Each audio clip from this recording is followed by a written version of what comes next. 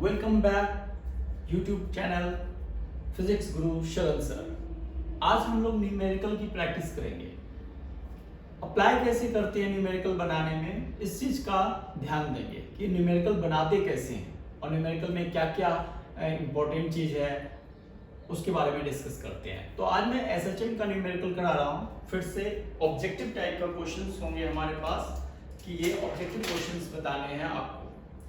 First question मैं बोल रहा हूं, फर्स्ट क्वेश्चन है हमारा, which of the following represent does not SHM?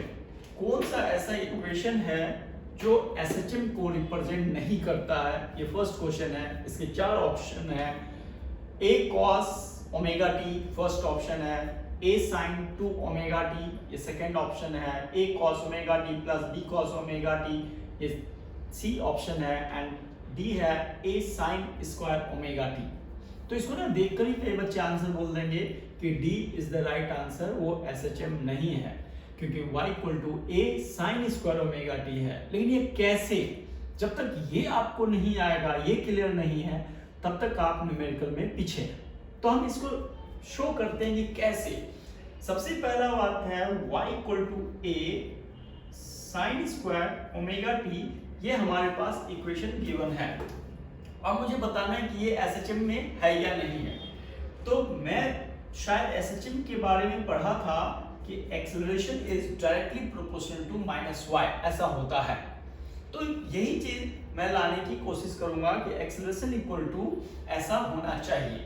अब फॉर एग्जांपल मैं पहले ये सेटअप करता हूं, y equal to A sin omega T, ये भी हमारे पास इक्वेशन ऑफ एसएचएम था ना। इसको डिफरेंशिएट किया हमने, तो dy by dt equal to A sin का डिफरेंशिएशन होता है cos omega T into omega. तो ये वेलोसिटी हो गया था A omega cos omega T.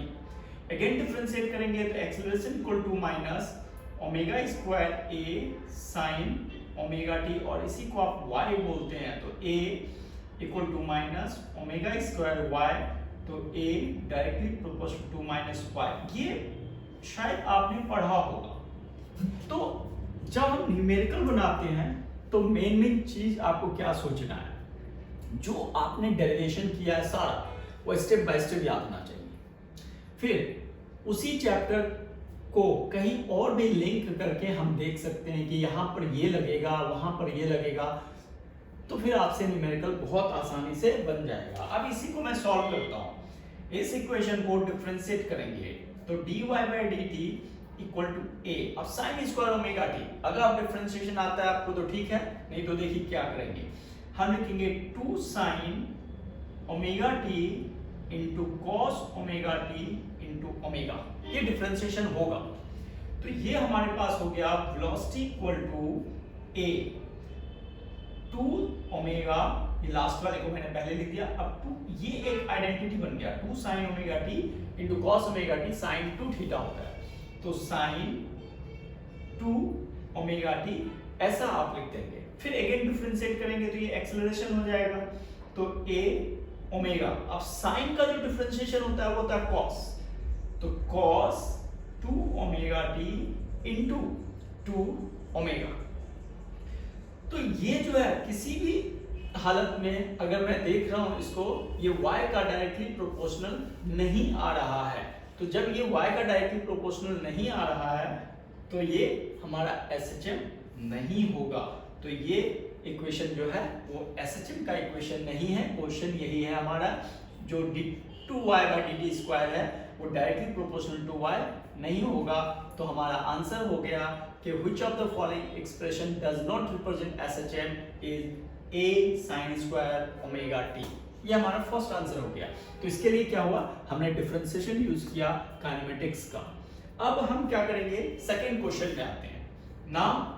Second question बोलता है how long after the beginning of the motion is the displacement of a harmonically oscillating point equal to 1/2 of its amplitude if the time period is 24 seconds and initial phase is 0। ये question बोल रहा है कि जब आपका कोई motion start होता है एसएचएम में तो टाइम पीरियड आपके पास गिवन है 24 सेकेंड है, और बोलता है जो एम्पलीट्यूड है, जो डिस्प्लेसमेंट है, डिस्प्लेसमेंट इक्वल टू a/2 कितने टाइम में होगा, ये क्वेश्चन है। तो फर्स्ट है ये क्वेश्चन का मीनिंग को बहुत जरूरी है कि आप मीनिंग तोड़िए, उसको ब्रेक कीजिए कि क्या क्या पूछ रहा है और क्या क्या डेटा हमें गिवन है, उनको पक्का लिखेंगे आप। तो मैंने लिख दिया, क्वेश्चन को फिर से बोल रहा हूँ, how long after the beginning of motion is the displacement of a harmonically oscillating point equal to 1/2 of its amplitude if the period is 24 second, the initial phase is 0। अब देखिए हमारे पास क्या है, इनिशियल फेज 0 दे रखा है, तो ये निकालना है। तो y equal to a sin omega t plus 5 तो हमारे पास 0 है, तो हमने a sin omega t plus 5 omega लिख दिया। अब y को आप a/2 करेंगे equal to a sin omega को 2π/t, ओमेगा इक्वल टू होता है 2π/t एंड t 24 दिया हुआ है, 24t, a कैंसिल हो गया, तो हाफ इक्वल टू हो गया sin π/12t। अब हाफ जो है वो साइन का वैल्यू निकालेंगे, तो साइन कितना हो जाएगा 30 डिग्री, मतलब π/6, तो we can write sin π/6 equal to sin π/12t, therefore π/6 equal to π/12t, ये कैंसिल हो गया, t इक्वल टू हो जाएगा 12/6 मींस 2 सेकेंड। ये हमारा आंसर हो गया। तो मैं फिर से यही कोशिश कर रहा हूँ बोलने का कि न्यूमेरिकल में एप्लीकेशन होना चाहिए, और एप्लीकेशन आपके बेसिक पे डिपेंड करता है, आपको कितना डेरिवेशन याद है, हर डेरिवेशन का हर एक स्टेप बाय स्टेप आपको याद होना चाहिए, और उसको फिर अप्लाई करना है। तो अप्लाई करना तो मैं सिखा दूंगा, अभी तो स्टार्ट है हमारा नीट के लिए। अब देखिए नेक्स्ट क्वेश्चन आते हैं, question number first, second, now third.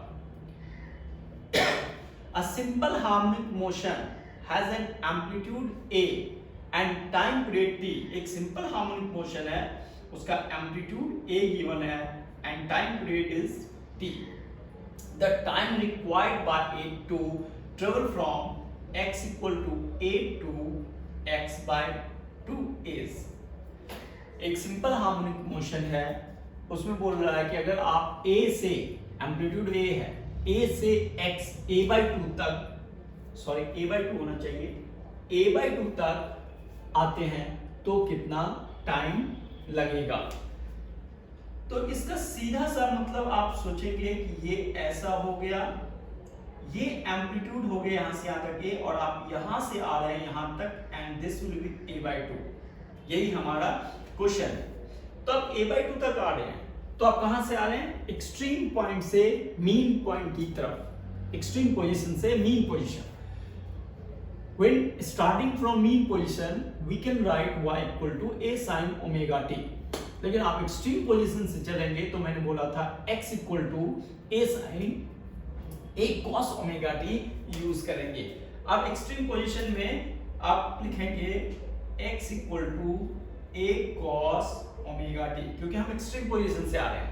अब x का वैल्यू क्या हो जाएगा, टोटल a माइनस a/2, तो a minus a/2 equal to a cos 2π/t into t। तो इसका वैल्यू हो गया a/2 equal to a cos 2π/t into t। अब a कैंसिल हो गया, तो हमारे पास हाफ हो गया।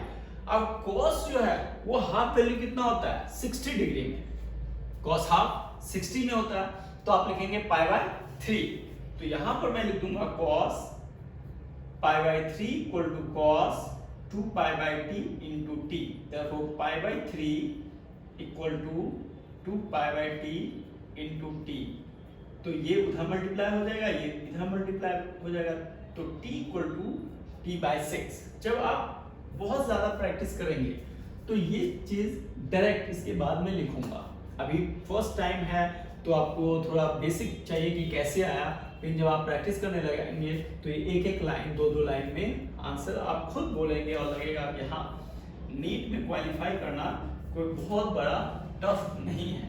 अब इसका ऑप्शन है t/6, t/4, t/3 and t/2, तो हमारा तो t/6 आ गया, ये हमारा आंसर हो गया। इसके बाद आते हैं हम नेक्स्ट क्वेश्चन में।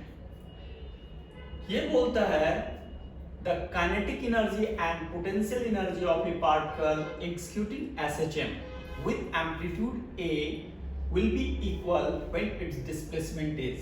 ये बोल रहा है कि काइनेटिक एनर्जी है और पोटेंशियल एनर्जी ये इक्वल होगा कितने डिस्प्लेसमेंट पे। तो सिंपल सा चीज है, हमें काइनेटिक एनर्जी का फॉर्मूला याद होना चाहिए। Kinetic energy equal to half m omega square a square minus y square, हम यही लिखते हैं। पोटेंशियल एनर्जी का क्या होता है, half m omega square y square. ना according to question kinetic energy equal to potential energy कर देंगे, क्योंकि क्वेश्चन यही पूछ रहा है कि kinetic energy potential energy equal होगा कितने डिस्प्लेसमेंट पे। देखो we can write kinetic energy equal to potential energy. Kinetic को ये लिखेंगे आप half m omega square a square minus multiply कर रहा हूं मैं half m omega square y square equal to potential energy half m omega square y square. देखिए half m omega square half m omega square सब में cancel हो गया, y square equal to y square. इसको इधर आप लाएंगे तो 2y का स्क्वायर, मुझे क्या निकालना था, y निकालना है। तो y square equal to a square by 2, तो y equal to a by under root 2। ये हमारा आंसर हो गया। ऑप्शन है a by a root 2, a by 2, a by root 2 and a by root 3 by 2। तो हमारा ऑप्शन ये तीसरा नंबर था, ये हमारा आंसर आ गया। तो बेहद आसान है, अगर आपको कुछ फॉर्मूला भी याद हो और बहुत सारे टेक्निक भी है, अभी धीरे धीरे हम उस पर भी आ जाएंगे। अब आते हैं next question. Two pendulums begin to swing simultaneously, the first pendulum makes 9 full oscillation।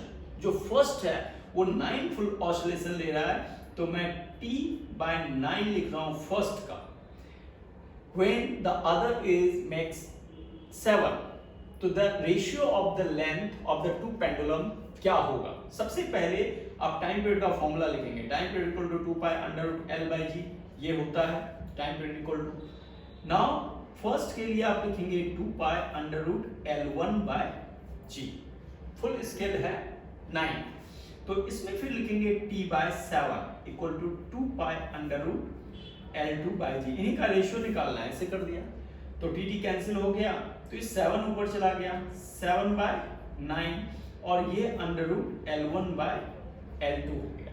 Squaring both side, तो 49/81 इक्वल टू L1/L2, तो 49/81 इक्वल टू L1/L2। और ऑप्शन है हमारे पास 9/7, फर्स्ट ऑप्शन है 9/7 जो रॉन्ग हो गया, 7/9 रॉन्ग हो गया, 49/81 एंड 81/49, तो ये ऑप्शन मेरा सही है, बाकी गलत है। तो ये हमारा क्वेश्चन हो गया पेंडुलम का। अगर हम लेंथ निकालेंगे तो इस टाइप से। अब हमारा आ गया फिर से एक और क्वेश्चन। ये क्वेश्चन बोल रहा है Which one of the following statement is true? कौन सा स्टेटमेंट ट्रू होगा for speed v and the acceleration a of a particle executing simple harmonic motion? आप ध्यान से देखेंगे इसका ऑप्शन क्या होगा। मैं फिर से क्वेश्चन बोल रहा हूं, which of the following statement is true? कौन सा स्टेटमेंट ट्रू है for speed v? v हमारे पास स्पीड है एंड एक्सेलरेशन a है of A particle executing simple harmonic motion.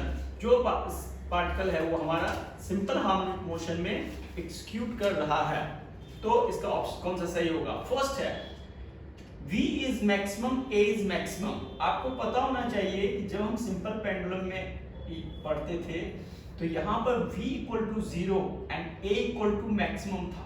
यहाँ पे v मैक्सिमम होता है और a 0 होता है, तो ये मुझे पता है। अब ऑप्शन लिखा है when v is maximum a is maximum, तो ये रॉन्ग हो गया, फर्स्ट ऑप्शन रॉन्ग हो गया।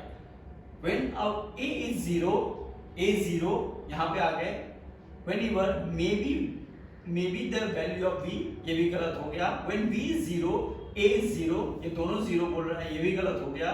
व्हेन v इज मैक्सिमम, जब v मैक्सिमम होगा a इज 0, मतलब राइट आंसर हमारा d हो गया। अब देखिए नेक्स्ट क्वेश्चन मैं बोल रहा हूं, a simple pendulum consisting of a ball of mass m tied to the string of length l, एक सिंपल पेंडुलम है और इसके मास ऐसा लगा हुआ है, made to the swing on a circular arc, और ये एक सर्कुलर आर्क में स्विंग कर रहा है। और an angle theta with the vertical, angle theta with the vertical, at the end of this arc another ball of mass m is placed at rest, यहाँ पर आर्क के एंड पे एक और बॉल है, मास m है और वो रेस्ट पे रखा हुआ है। The momentum translated to this ball at rest by the swinging ball is, अब कितना अच्छा क्वेश्चन बोल दिया कि एक सिंपल पेंडुलम ऐसे ऑसिलेट कर रहा है, यहाँ पे दूसरा बॉल है सेम मास का, जब यहाँ आएगा तो उसमें मोमेंटम कितना चला जाएगा।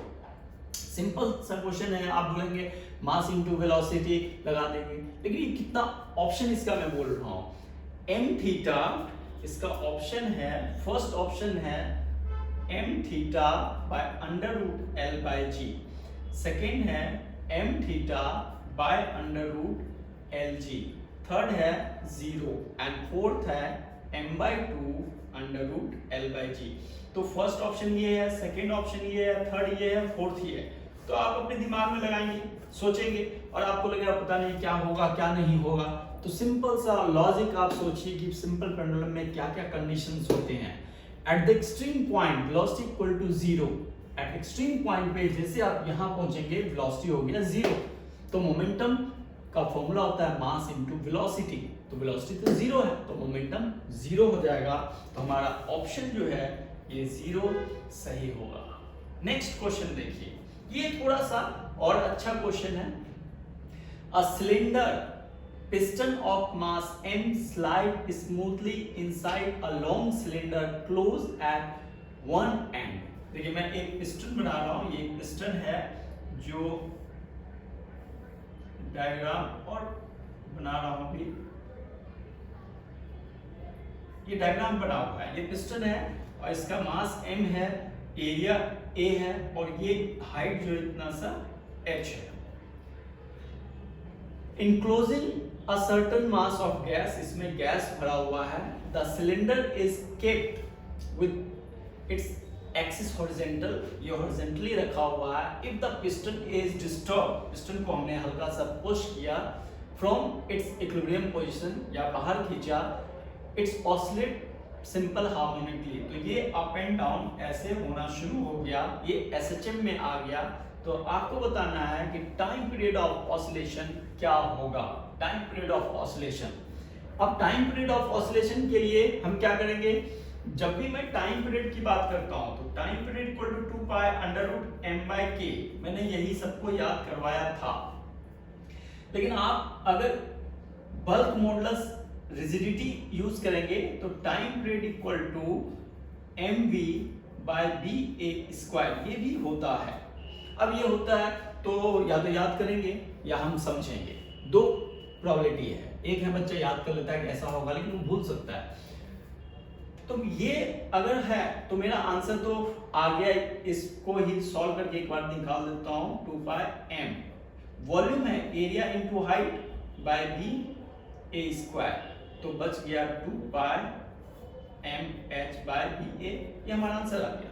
तो ये आया कैसे, ये देखिए टाइम पीरियड जब भी हम निकालेंगे तो 2 pi under root m by k, तो m तो हमारे पास गिवन है m, k निकालना है, तो आप बल्क मॉडुलस यूज कीजिए, bulk modulus equal to force by area delta v by b, minus लगाते थे, अभी माइनस नहीं लगा रहा हूं मैं, डायरेक्ट ऐसे बोल रहा हूं, ऐसा होता था।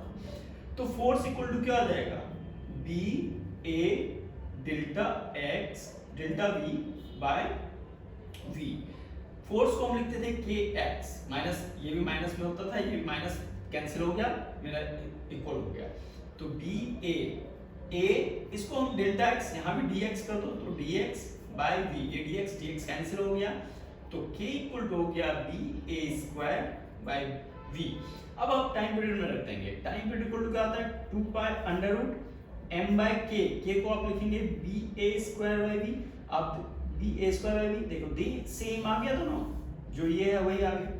तो अब v को हम एरिया इनटू हाइट लिख देंगे, हमारा रिक्वायर्ड आंसर हो गया, यही हमारा ऑप्शन में आएगा। तो इसका मीनिंग हो गया, कंक्लूजन आ रहा है कि अगर आप एसएचएम पढ़ रहे हैं, एसएचएम का न्यूमेरिकल बना रहे हैं, तो सिर्फ एसएचएम नहीं, आपको पीछे के भी चैप्टर के फॉर्मूलाज कंसेप्ट याद होने चाहिए, तभी आपका नीट 100% होगा। और अगर सिर्फ आप एक टॉपिक पे रहेंगे तो नीट होने की प्रोबेबिलिटी कम है। अब इसके बाद एक और क्वेश्चंस मैं बोल रहा हूं।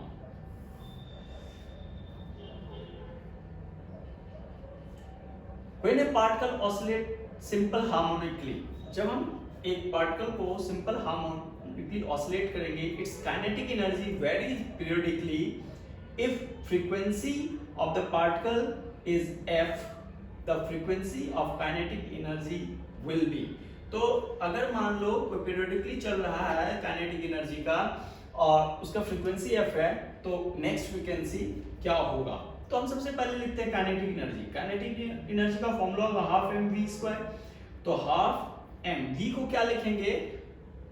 अब पीरियडिकली है तो वी को हम omega under A square minus square भी लिखते थे, मत लिखो क्योंकि हमें कॉस साइन का फंक्शन चाहिए, पीरियडिकली है। तो v इक्वल टू होता था omega square A square cos square omega T. v equal to होता था omega A cos omega T, तो हमने लिख दिया omega square A square cos square omega T. अब आप देखो half M omega square A square cos square theta का एक आइडेंटिटी होता है 1 plus cos 2 omega T by 2, ऐसा आइडेंटिटी होता है, ये आपको आना चाहिए। फिर इससे कॉमन ले लेंगे हाफ, तो half M omega square A square 1 plus cos 2 omega T. आपको मालूम है ये टोटल एनर्जी होता है, M omega square A square, ये टोटल एनर्जी होता है। तो टोटल एनर्जी है तो आप लिखेंगे half total energy equal to 1 plus cos. अब यहाँ 2 ओमेगा टी है तो मैं इसको लिख देता हूं ओमेगा डैश टी, ठीक है।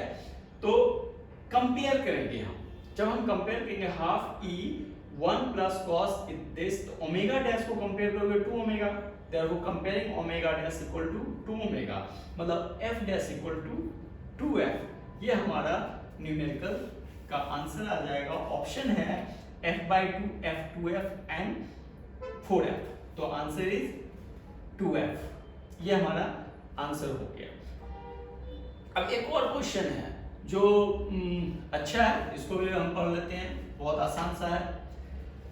A heavy brass sphere, a heavy brass sphere is hung from a spring and it execute vertical vibration with time period t। इसको अप डाउन कर रहे हैं, vertical vibration और time period t है। The sphere is now immersed in a non-viscous liquid with density 1/10 of brass. When set into vertical vibration with the spherical remain inside liquid or at all the time period will be। तो ये question को मैं फिर से बोल रहा हूँ आपको कि ये क्वेश्चन ये बोल रहा है कि एक ब्रास का रॉड है, सॉरी स्फीयर है, और उसको स्प्रिंग से मैंने हैंग कर रखा है और उसको नॉन विस्कस में डाल दिया और उसकी डेंसिटी है 1/10 of the brass. When set into vertical vibration, जब उसको वर्टिकल वाइब्रेशन ऐसे में छोड़ दिया गया है, the sphere remaining inside liquid at that time, तो जो स्फीयर है वो उसके अंदर ही अप डाउन कर रहा है। तो आपको बताना है कि टाइम पीरियड क्या होगा। ऑप्शन है t/10 9, 9/10 t under root 9/10 under root t, एक और ऑप्शन है फोर्थ, वो है अनचेंज्ड। तो आंसर विल बी अनचेंज्ड, क्योंकि आपको पता है ना टाइम पीरियड जो है वो मास पे डिपेंड नहीं करता है। आपको इसका आंसर पता होगा कि स्प्रिंग जो है, यहाँ पे स्प्रिंग यूज किया ना, स्प्रिंग है तो ऑसिलेशन स्प्रिंग जो है जी पे डिपेंड नहीं करता है। तो तो जब जी पे डिपेंड नहीं करेगा स्प्रिंग का, तो जी जो है वो लगेगा ही नहीं, तो ये अनचेंज्ड रहेगा। तो ऐसे ही न्यूमेरिकल आप बनाएंगे एसएचएम में। एसएचएम फिर हम नेक्स्ट क्लास में एसएचएम करेंगे। आप मैक्सिमम सब्सक्राइब कीजिए, लोगों तक पहुंचाइए। मैं बहुत सारे नीट का ही क्वेश्चन आप आगे कराऊंगा। Okay, thank you.